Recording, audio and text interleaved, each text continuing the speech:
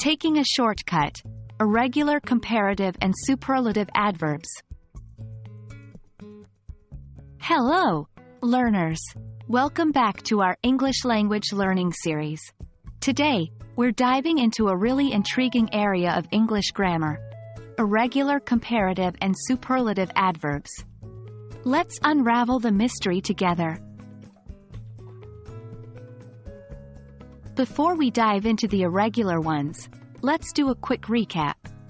Adverbs often change their form to express the relative degree of the action they describe.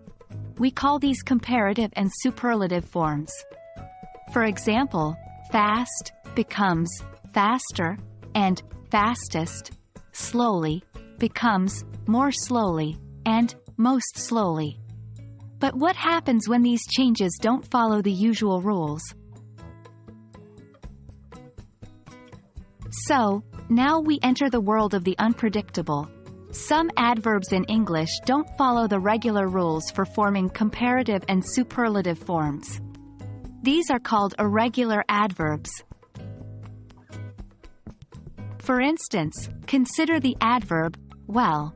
When we want to make a comparison, we don't say weller or more well.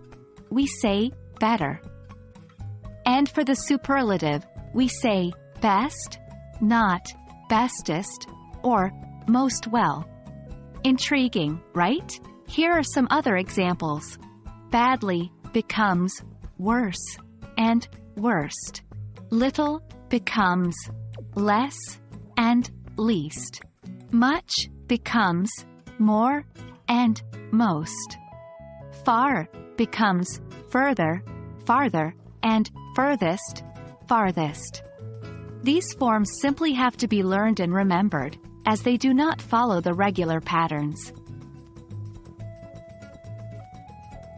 Let's put our newly learned irregular adverbs into practice with some examples. She plays the violin well, but he plays better, and our teacher plays the best. He behaves badly, but his brother behaves worse, and their cousin behaves the worst. She drinks little coffee, I drink less, and he drinks the least. I work much, you work more, but he works the most. She can throw the ball far, I can throw it further, farther, and he can throw it the furthest, farthest. See how they make the language more dynamic and interesting. And there we have it. That's our brief yet exciting journey through the world of irregular comparative and superlative adverbs in English. Remember, English is full of surprises, and this is one of them. So, keep practicing, keep learning, and you'll get the hang of it. Until next time, happy learning!